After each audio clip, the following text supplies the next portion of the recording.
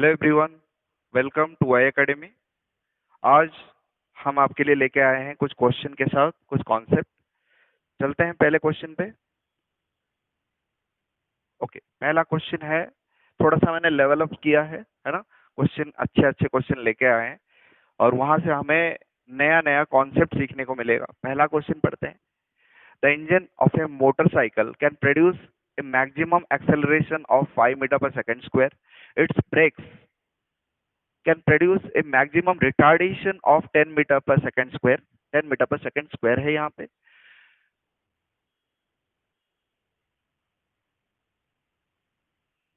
10 metre per second square. Okay, 10 metre per second square. If motorcyclist start from point A and reach at the point B, what is the minimum time in which it can cover a distance of 1.5 kilometre? 1.5 kilometre का distance है between point A and point B, है ना। और given क्या है? That motorcycle comes to rest at point B, है ना। तो मोटरसाइकिल पॉइंट ए से स्टार्ट हो रहा है, मतलब रेस्ट से स्टार्ट हो रहा होगा, इनिशियल वेलोसिटी 0, ठीक। और कुछ टाइम तक एक्सेलरेट करेगा वो with acceleration of 5 metre per second square, क्योंकि इंजन का मैक्सिमम एक्सेलरेशन कितना है? 5 मीटर पर सेकेंड स्क्वायर, ठीक है। उसके बाद वो ब्रेक अप्लाई करेगा क्योंकि उसको बी पे रुकना भी है, ठीक है। अच्छा, जब ब्रेक अप्लाई करेगा, ब्रेक मैक्सिमम रिटार्डेशन कितना प्रोवाइड कर सकता है? 10 मीटर पर सेकेंड स्क्वायर। और इसी रिटार्डेशन के चलते हुए वो अल्टीमेटली बी पॉइंट पे आके रुक जाएगा और ए और बी के बीच में जो दूरी है दैट इज 1.5 किलोमीटर। तो यहाँ पे आपको ये जरूर पता चल रहा है, ए पॉइंट पे भी वेलोसिटी 0 था और बी पॉइंट पे भी वेलोसिटी 0 है ना। इनिशियली रेस्ट पे था, फाइनली बी ये आके रुक रहा है, मतलब फाइनल वेलोसिटी भी कहीं ना कहीं 0 है, ठीक है। तो ऐसे क्वेश्चन को टैकल करने का क्या तरीका है? पहले हम कॉन्सेप्ट पढ़ लेते हैं, इसके पीछे क्या कॉन्सेप्ट है, ठीक है। अगर मेरे पास दो पॉइंट है ए एंड बी, ऑब्जेक्ट यहां से स्टार्ट किया, स्टार्टिंग फ्रॉम रेस्ट, है ना। ऑब्जेक्ट अगर रेस्ट रेस्ट से स्टार्ट कर रहा है with uniform acceleration alpha, uniform acceleration alpha, कुछ देर तक ये एक्सेलरेट किया। ध्यान से देखो, ये जरूरी कॉन्सेप्ट है आपके लिए।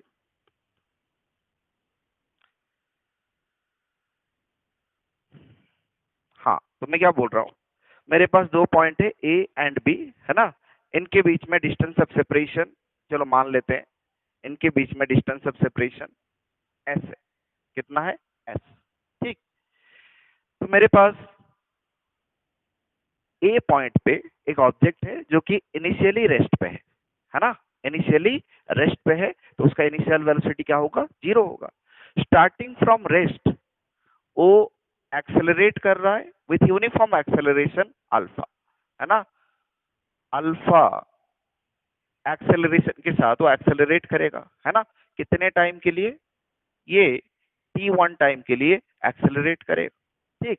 और एक्सेलरेट करते हुए उसका वेलोसिटी बढ़ेगा और यहाँ पे पहुंच गया, मान लो, है ना, सी पॉइंट पे पहुंच गया। फिर यहाँ पे ये ब्रेक अप्लाई करने वाला है, तो जैसे ही ब्रेक अप्लाई करेगा तो क्या हो जाएगा? उसका रिटार्डेशन स्टार्ट हो जाएगा, है ना। मान के चलते हैं कि यहाँ पे यूनिफॉर्म रिटार्डेशन बीटा हो रहा है। कितने टाइम के लिए होगा? जब तक गाड़ी रुक ना जाए, ऑब्जेक्ट रुक ना जाए, टी टाइम के लिए रिटार्डेशन हुआ, है ना। बीटा रिटार्डेशन हो रहा है टी टाइम के लिए, सॉरी T2 टाइम के लिए, ठीक है। फिर ये अल्टीमेटली यहाँ पे भी वेलोसिटी 0 के साथ ये रुक जा रहा है, ठीक है। तो यहाँ पे कितना टाइम लगा? टोटल टाइम अगर मैं देखूं, total time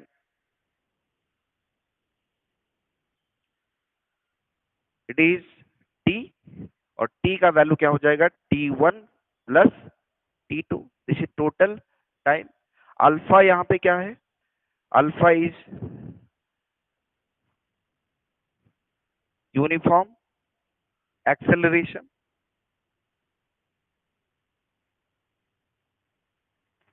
alpha is uniform acceleration, beta is uniform retardation,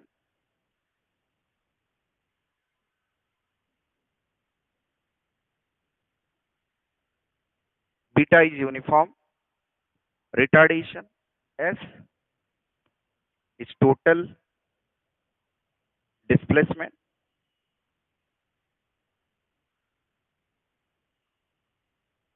S is total displacement.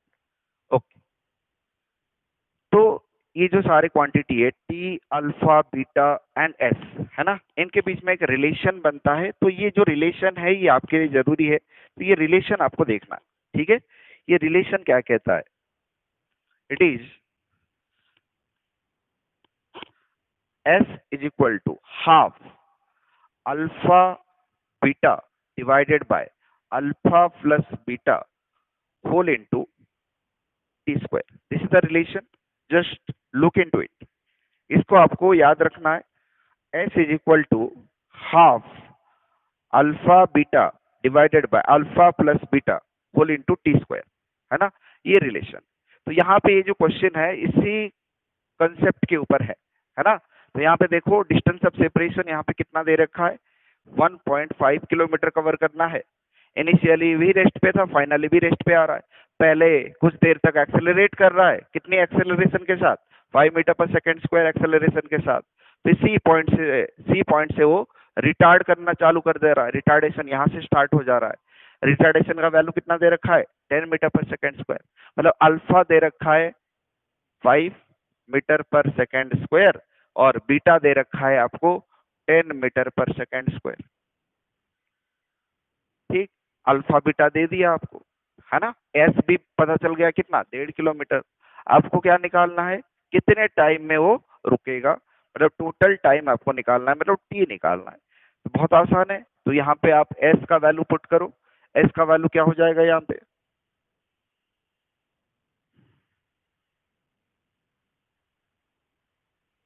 इसको मैं यहाँ पे लिख देता हूँ। S is equal to half alpha beta divided by alpha plus beta whole into T square, है ना। यहाँ पे अगर मैं एस की वैल्यू देखूं, एस की वैल्यू है 1500 मीटर, 1.5 किलोमीटर मतलब 1500 metre. Half alpha into beta that is 5 into 10 T square divided by 5 plus 10, 5 plus 10 कितना हो जाएगा 15, है ना। ये हो जाएगा 5 3 जार 15, और यहाँ पे आप देख सकते हो 2 5 जार 10, 5 बाय 3 बचा। तो टी स्क्वायर क्या हो जाएगा, टी स्क्वायर हो जाएगा 1500, यहाँ पे 5 बाय 3 है, इधर जाएगा तो 3 बाय 5 हो जाएगा। Okay, 3 by 5। तो यहाँ पे अगर हम सॉल्व करेंगे, T square is equal to 300 into 3, T square is equal to, it will be 900, T will be 30 second, 30 second should be the answer. 30 second answer हो जाएगा, एक बार चेक करिए, 30 second is the answer. Let us move to the next question. Okay,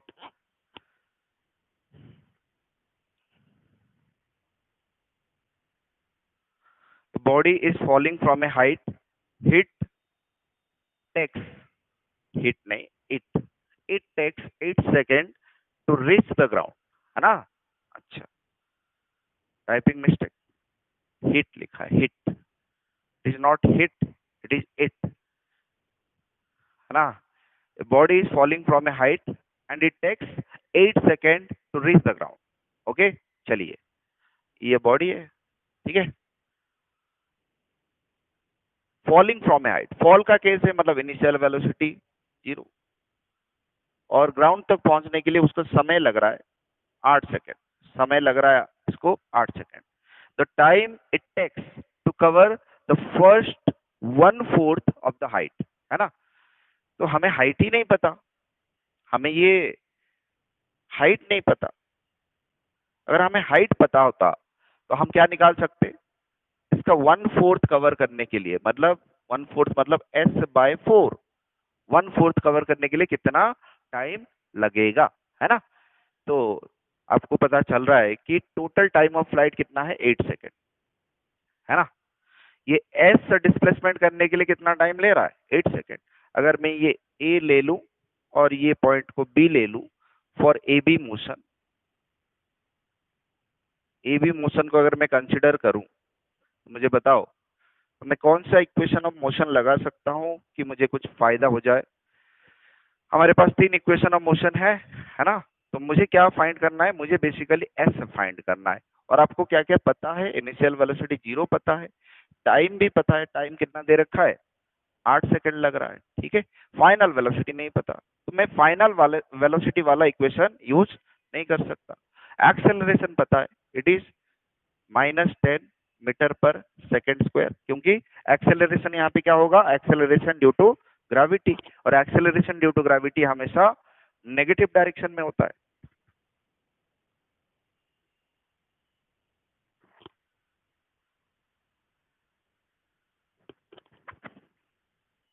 तो ये हो जाएगा, तो यहाँ पे हम यूज कर सकते हैं थर्ड इक्वेशन ऑफ मोशन, नहीं second equation of motion. Yes, second equation of motion बेहतर रहेगा। S is equal to U T plus half A T square. यहाँ पे एस क्या हो जाएगा, U 0, T 8 second, minus half G 10, T square 8 का square, है ना, 8 का स्क्वायर। तो ये हो जाएगा, ये 0 हो गया, तो एस हो गया minus, it will be 540 into 8, तो ये हो जाएगा -320, -320 metre. Minus represents displacement in downward direction, कुछ और रिप्रेजेंट नहीं कर रहा है, डिस्प्लेसमेंट इन डाउनवर्ड डायरेक्शन, ठीक है, बहुत सिंपल है। अच्छा, तो हमें कितना कवर करना है, 1/4 कवर करना है। तो इसका मतलब क्या हो जाएगा, S/4 क्या हो जाएगा, 320 डिवाइडेड बाय 4, 1/4 कवर करना है। तो ये हो जाएगा 80 मीटर, है ना, 4 8 जार 32, 80 मीटर हो जाएगा, है ना। 80 मीटर कवर करने के लिए आपको कितना समय लगेगा, ठीक। तो आपको पता चल रहा है ये S/4 कवर करने के लिए initial velocity 0, acceleration due to gravity -10 फिर से आ जाएगा, ठीक। तो यहाँ पे फिर से मैं क्या लगा दूंगा, S is equal to U T plus half A T square, फिर से लगा दिया मैंने, S is equal to U T plus half A T square, किसके लिए, ए सी मोशन के लिए, है ना। ए सी मोशन के लिए मैंने क्या लगा दिया, S is equal to U T plus half A T square. अच्छा, एस कितना है, S/4, दैट इज 80 मीटर, है ना। कौन से डायरेक्शन में, डाउनवर्ड डायरेक्शन में। अगर साइन कन्वेंशन कंसिडर करेंगे, ऊपर की डायरेक्शन को पॉजिटिव, नीचे की डायरेक्शन को नेगेटिव लेना पड़ेगा, ठीक। तो यहाँ पे डिस्प्लेसमेंट, यहाँ पे डिस्प्लेसमेंट नेगेटिव डायरेक्शन में है, ठीक है। तो ये हो जाएगा -80। इनिशियल वेलोसिटी यहाँ पे फिर से आप देख रहे हो, इनिशियल वेलोसिटी कितना है, 0, ठीक है। टाइम हमें निकालना है, minus half acceleration due to gravity कितना है, 10 टी स्क्वायर, ठीक है। तो ये हो जाएगा 5 -80 is equal to -5 T square. तो minus minus cancel, T square is equal to 80/5 will be 16, T will be 4 second. 4 second समय लगेगा 1/4 ऑफ द हाइट कवर करने के लिए, ठीक है। तो ये आपका सेकंड क्वेश्चन हो गया। Let us move to the next question. Okay,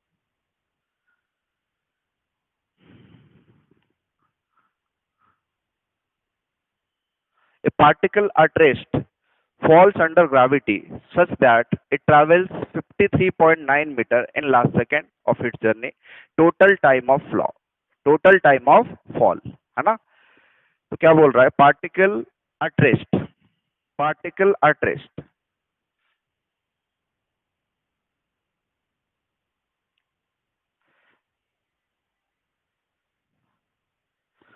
particle at rest falls under gravity, है ना। रेस्ट से मतलब आपको ऑलरेडी पता है, अगर फॉल का केस है, ड्रॉप का केस है, तो इनिशियल वेलोसिटी क्या होगा, 0 होगा। फॉल्स अंडर ग्रेविटी, तो एक्सेलरेशन ड्यू टू ग्रेविटी की वजह से इसका वेलोसिटी ग्रेजुअली इंक्रीज करेगा, ठीक। और फिर ये पहुंचेगा ग्राउंड तक, such that it travels 53.9 metre in last second. Last second मतलब मान लो ये यहां से यहां तक लास्ट सेकंड में ये कितना कवर कर रहा है, ये लास्ट सेकंड में कवर कर रहा है 53.9 मीटर, 53.9 मीटर कवर कर रहा है। You have to find total time of fall, है ना। टोटल टाइम ऑफ फॉल मतलब टोटल टाइम ऑफ फ्लाइट हमें निकालना पड़ेगा। तो लास्ट सेकेंड कौन सा सेकेंड है नहीं पता, तो मैंने मान लिया ये nth सेकेंड है, मैंने मान लिया ये nth सेकेंड। nth सेकेंड में ये कवर कर रहा है 53.9, है ना। तो हमें एस nth पता है, displacement in nth second it is u plus a by 2 into 2n-1, ठीक है। यहाँ पे अगर हमें n पता चल जाए तो इसका मतलब nth सेकंड पता चल जाएगा, और nth सेकंड क्या है, लास्ट सेकंड। तो मुझे n पता चल जाएगा, तो मुझे टोटल टाइम ऑफ फ्लाइट मतलब total time to cover the displacement ये पता चल जाएगा, है ना। तो यहाँ पे s nth कितना है,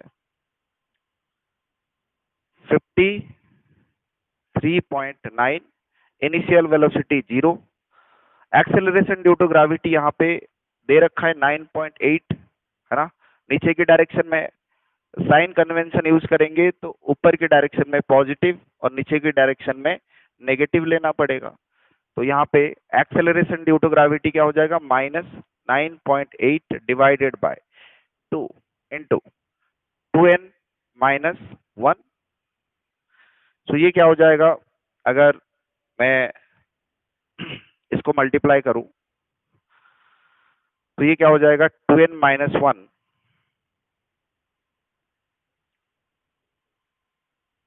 is equal to 2 into 53.5 53.9, 2 into 53.9 divided by 9.8। यहाँ पे हम मैग्नीट्यूड के साथ चलेंगे, ठीक है।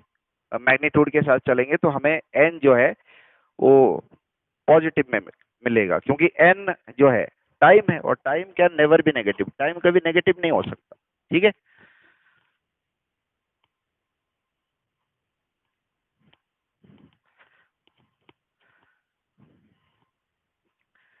टाइम यहाँ पे कभी नेगेटिव नहीं हो सकता, इसलिए हम एक्सेलरेशन ड्यू टू ग्रेविटी को, है ना, तो यहाँ पे, ठीक है। तो अगर ये मैं कैलकुलेट करता हूँ, मैं कैलकुलेट कर लेता हूँ, 2 इंटू 53.8 ये हो जाएगा आपका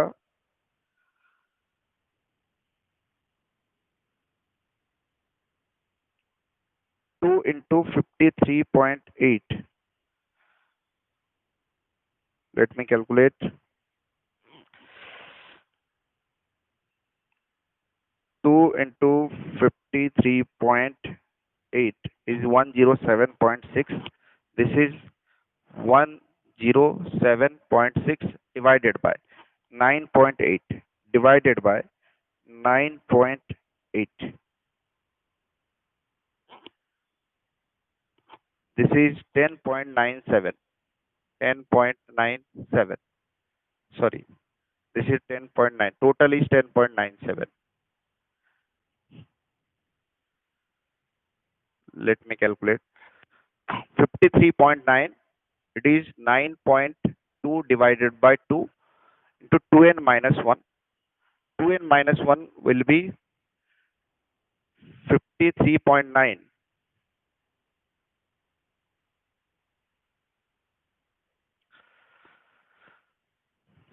53.9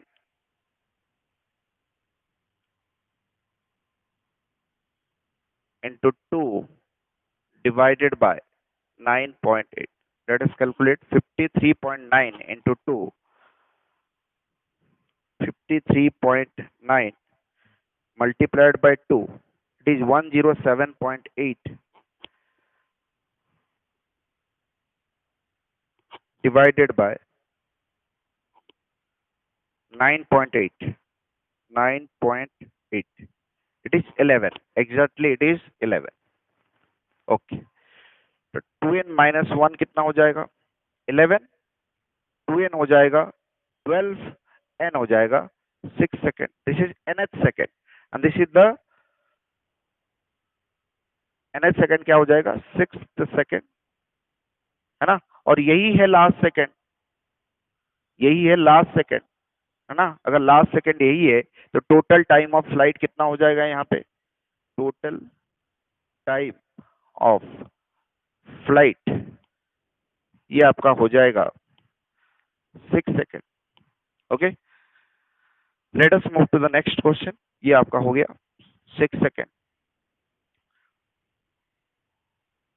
A ball is dropped from a high-rise platform starting from rest. After 6 seconds, another ball is thrown downwards from the same platform with a speed v. If two balls meet at 18 seconds, what is the value of v? v का value निकालना है. Question आप ढंग से पढ़ो.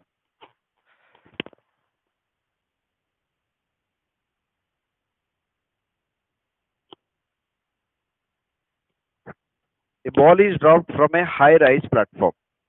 Okay, drop का case है. फिर से आपको दिख रहा है ड्रॉप का केस है.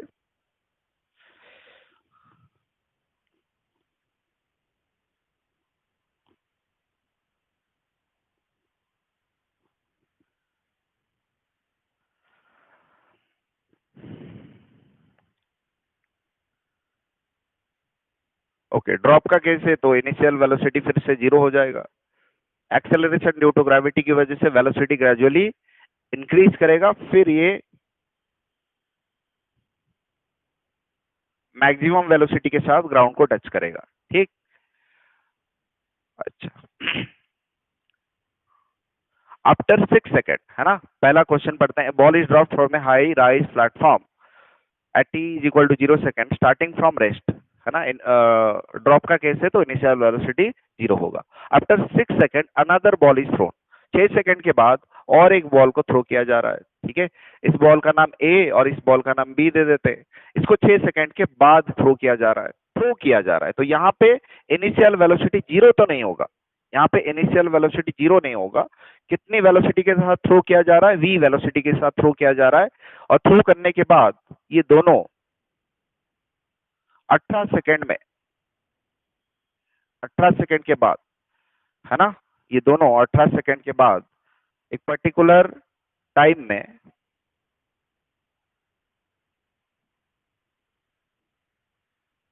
मिलते हैं. ये दोनों कहाँ? 18 सेकेंड पे मिल रहे हैं. दोनों कहाँ मिल रहे हैं? 18 सेकेंड पे मिल रहे हैं, है ना? इसको फॉल किया गया और 6 सेकेंड के बाद इसको थ्रो किया गया और दोनों 18 सेकेंड के बाद मिल रहे हैं. ठीक, what is the value of v? v का वैल्यू क्या होगा? ठीक है, तो कैलकुलेट करते हैं v का वैल्यू क्या होगा. ठीक है, अच्छा. यहाँ पे देखो, यहाँ पे अगर इसके लिए मैं इंफॉर्मेशन देखूं, इनिशियल वेलोसिटी 0 है. मान लेते हैं बी पॉइंट पे ये तो बी हो गया. मान लेते हैं इस पॉइंट पे ये मीट करेंगे, सी पॉइंट पे ये मीट करेंगे, है ना? एसी मोशन के लिए अगर मैं देखूंगा, for AC motion initial velocity 0 है. ठीक है, इनिशियल वेलोसिटी 0 है. फाइनल वेलोसिटी के बारे में कोई इंफॉर्मेशन नहीं है. कितने सेकंड के बाद मिल रहे हैं? 18 सेकंड के बाद मिल रहे हैं. टाइम के बारे में पता है, एक्सेलरेशन के बारे में पता है, that is acceleration due to gravity minus G, that is minus 10 metre per second square. ये एक्सेलरेशन है. तो यहाँ पे अगर मैं second equation of motion use करता हूँ, S is equal to U T plus half A T square, तो ये क्या हो जाएगा? डिस्प्लेसमेंट कितना मिल जाएगा, है ना? इनिशियल वेलोसिटी यहाँ पे 0 है, तो ये जो टाइम है ये 0 हो जाएगा. माइनस हाफ एक्सेलरेशन 10 टी का स्क्वायर. टी कितना है यहाँ पे? 18. 18 का स्क्वायर है यहाँ, है ना? तो ये हो जाएगा एस इज इक्वल टू 5 हो गया. ठीक है, माइनस 5 इंटू 18 इंटू 18, ये कितना है? Let me calculate. 5 into 18 into 18, 5 multiplied by 18 multiplied by 18, this is 1620 minus 1620 metre. ये माइनस क्या रिप्रेजेंट कर रहा है? माइनस रिप्रेजेंट कर रहा है नेगेटिव डायरेक्शन, डाउनवर्ड डायरेक्शन में डिस्प्लेसमेंट हो रहा है, तो आप प्लस लेके चलिए, मैग्नीट्यूड लेके चलिए, ठीक। तो ये जो है 1620 मीटर है, 1620 मीटर। इसको भी इतना चलना पड़ेगा और इसको भी इतना चलना पड़ेगा, 1620 मीटर।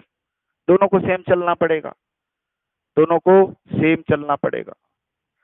लेकिन इसको पूरे के पूरे चलने के लिए 18 सेकंड मिलेगा और इसको पूरे के पूरे चलने के लिए 6 सेकंड कम मिलेगा, क्योंकि 6 सेकंड के बाद इसको थ्रो किया जा रहा है, तो इसके टाइम कितना मिलेगा? फॉर बीसी मोशन अगर मैं देखूं, फॉर बीसी मोशन जो टाइम होगा वो कितना मिलेगा?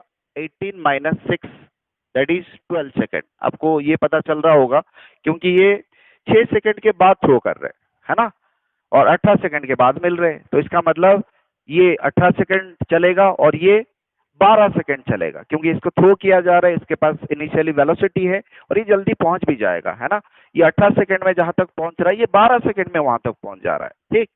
तो ये 12 सेकंड में कहां तक पहुंच रहा है? ये पहुंच रहा है 1620 मीटर, है ना। अच्छा, यहाँ पे भी आप देखोगे एक्सेलरेशन ड्यू टू ग्रेविटी कितना हो जाएगा? -10 metre per second square.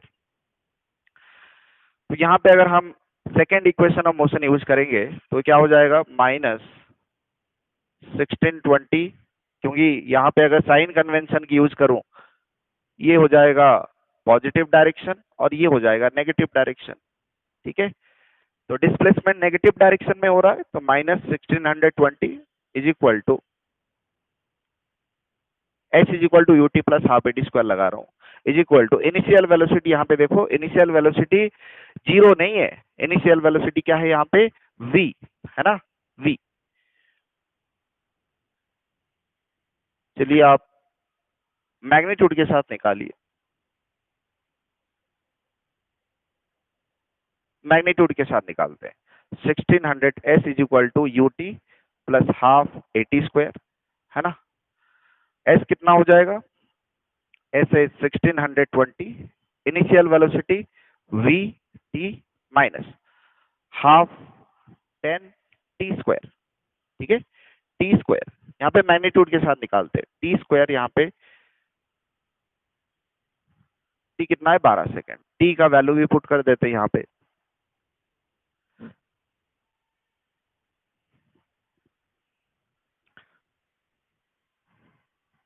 v into 12 plus half into 10, 12 into 12, है ना। तो ये हो जाएगा, तो ये हो जाएगा 5 1620 12v प्लस 144 मल्टीप्लाइड बाय 5, ठीक है। तो ये हो जाएगा 12v is equal to 1620 minus 144 multiplied by 5। तो v कितना हो जाएगा? v हो जाएगा 1620 minus 144 multiplied by 5 divided by 12। तो इसको मैं कैलकुलेट कर लेता हूँ। 1620 144 multiplied by 5, that is 720. 1620 minus 720, 1620 minus 720, it is 900, and 900 divided by 12, 900 divided by 12, it is 75. It is approximately 75 metre per second. कितनी वेलोसिटी के साथ फेंका गया होगा? 75 metre per second. This is the correct answer. Let us move to the next question. अच्छे question थे ये। A particle starts its motion from rest under the action of a constant force if the distance covered in the first second, first 10 second is S, and that covered in the first 20 second is S2, ये S1 है। First 10 second में जो distance cover कर रहा है वो S1 है, और सेकंड 20 सेकंड में, सॉरी, फर्स्ट 20 सेकंड में जो डिस्टेंस कवर कर रहा है वो 20 सेकंड है। First, if the distance covered in first 10 second is S1 and that covered in the first 20 second is S2, ठीक है। पहले फर्स्ट सेकंड में 10 मीटर, फर्स्ट 10 सेकंड में S1 और सेकंड 20 सेकंड में S2। चलते हैं। Particle starts its motion from rest, A से स्टार्ट किया, इनिशियल वेलोसिटी 0 है, ठीक है। पहले 10 सेकंड में यहाँ पे आया, ये चला S1। पहले 20 सेकंड में सी पॉइंट पे आया और ये चला S2। ये 10 सेकंड में चला और ये S2 चला पहले 20 सेकंड में। Starting from rest, initial velocity 0 है, ठीक है। तो आपको क्या निकालना है, you have to find the relation between S1 and S2, ठीक है। चलो करते हैं। तो आप देख सकते हो यहाँ पे अगर मैं second equation of motion use करूं, क्योंकि करना ही पड़ेगा, फाइनल वेलोसिटी के बारे में कोई इंफॉर्मेशन नहीं, तो यहाँ पे अगर मैं second equation of motion use करूं ए बी मोशन के लिए, S1 is equal to ut plus half AT square. तो यहाँ पे इनिशियल वेलोसिटी 0 है तो ये 0 हो जाएगा, हाफ AT स्क्वायर, है ना। तो देखो यहाँ पे एक्सेलरेशन जो है कांस्टेंट दिया है, क्यों? क्योंकि लिखा है under the action of a constant force. Constant force, अगर फोर्स कांस्टेंट है तो according to Newton second law of motion, force अगर कांस्टेंट है तो एक्सेलरेशन कांस्टेंट होगा। मान के चलते हैं यहाँ पे एक्सेलरेशन a है, ठीक है। तो क्या हो जाएगा, हाफ AT स्क्वायर। t कितना है बेटा, 10 का स्क्वायर। अगर मैं AC कंसिडर करूं, AC मोशन, ये हो रहा है 20 सेकेंड में और कितना डिस्प्लेसमेंट कवर कर रहा है, S2। It is equal to ut plus half AT square. फिर से इनिशियल वेलोसिटी 0 तो फर्स्ट टर्म कैंसिल हो जाएगा, हाफ AT स्क्वायर, है ना। a कितना है, कांस्टेंट है a, है ना। और यहाँ पे टाइम कितना है, 20 का स्क्वायर। तो इनके बीच में हमें रिलेशन देखना पड़ेगा, तो दोनों का रेशियो ले लेते हैं, S1 डिवाइडेड बाय S2। ये हो जाएगा 10 इंटू 10 डिवाइडेड बाय 20 इंटू 20। 0 से 0, 0 से 0 कैंसिल, तो 1/4। S1 by S2 is 1/4। 4S1 is equal to S2। 4S1 is equal to S2 नहीं है, 4S1 is equal to S2। Yes, this is the correct answer. Let us move to the next question.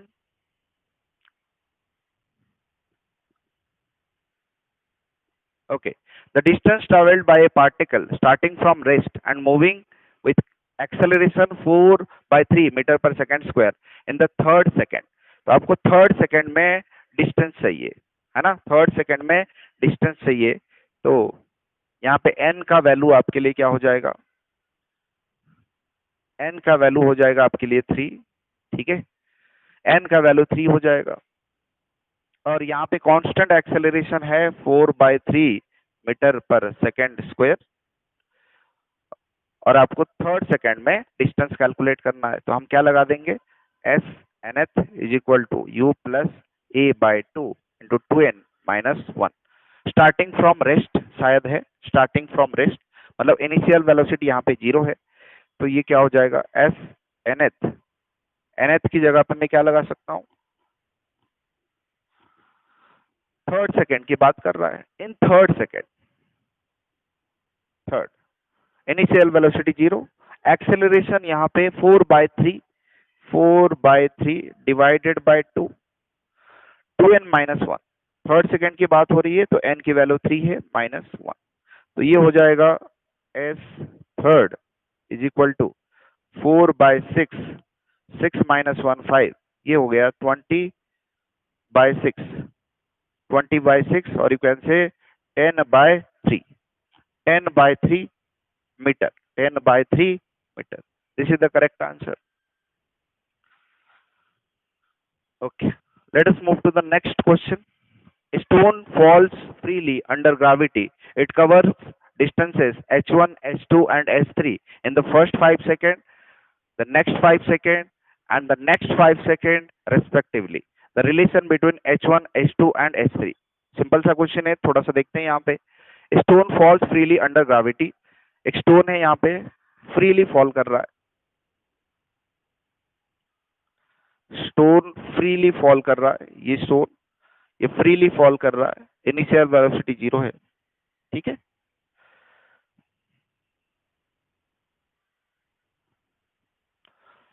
It covers distances h1, h2 and h3 in first 5 second. h1 cover करा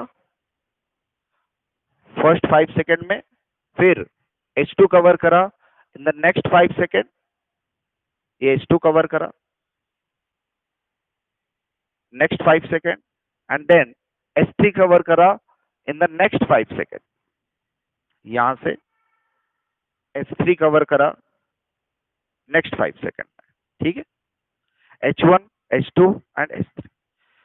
अगर मैं इस point को A बोल दूं, ये point को A बोल, पॉइंट को C बोल दूं, और ये पॉइंट को D बोल दूं. AB, for AB motion, AB cover करने के लिए कितना लग रहा है? 5 सेकेंड, है ना. डिस्प्लेसमेंट h1, तो h1 is equal to ut plus half at square. First term तो हमेशा कैंसिल हो जाएगा. हाफ g, अगर मैग्नीट्यूड लेके चलूं, डायरेक्शन के बारे में बात ना करूं, है ना. अगर मैग्नीट्यूड लेके डायरेक्शन भी लेके चलोगे, आप देखोगे डिस्प्लेसमेंट नेगेटिव डायरेक्शन में है और एक्सेलरेशन ड्यू टू ग्रेविटी भी नेगेटिव डायरेक्शन में है. तो दोनों का माइनस क्या हो जाएगा? कैंसिल हो जाएगा. हाफ g t स्क्वायर, यहाँ पे t क्या है? 5 का स्क्वायर, 5 का स्क्वायर. तो ये हो जाएगा आपका 25 g divided by 2. This is h1. अगर मैं AC मोशन को कंसिडर करूं, फॉर AC मोशन, अब देख सकते हो AB के लिए 5 सेकंड, BC के लिए 5 सेकंड, लेकिन AC के लिए कितना होगा? 10 सेकंड, है ना. AC मोशन को क्यों कंसिडर कर रहा हूं?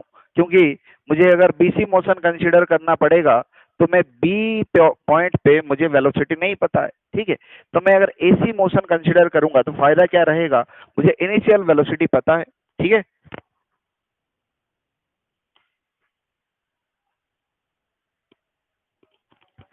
इनिशियल वेलोसिटी पता है तो मैं वहां से इक्वेशन सॉल्व कर सकता हूं. ठीक है. एसी मोशन के लिए क्या हो जाएगा बताओ? h1 प्लस h2,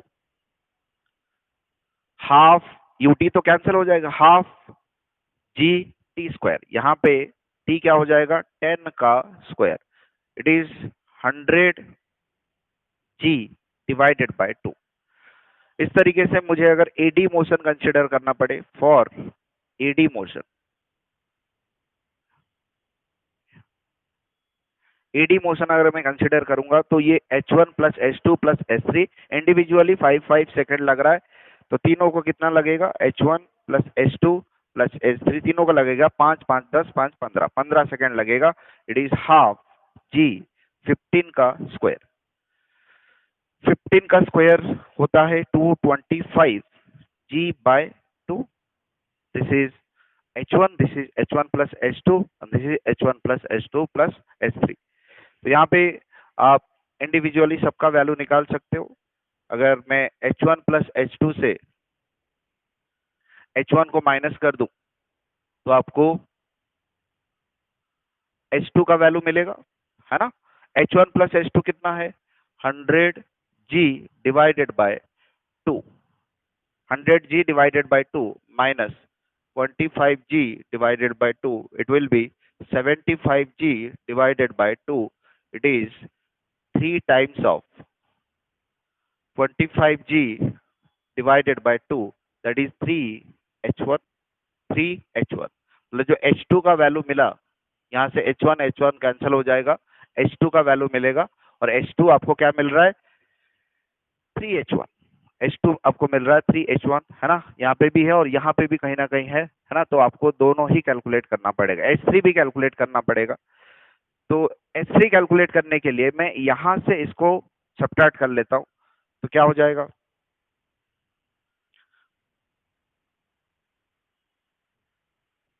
ये हो जाएगा H1 प्लस H1 प्लस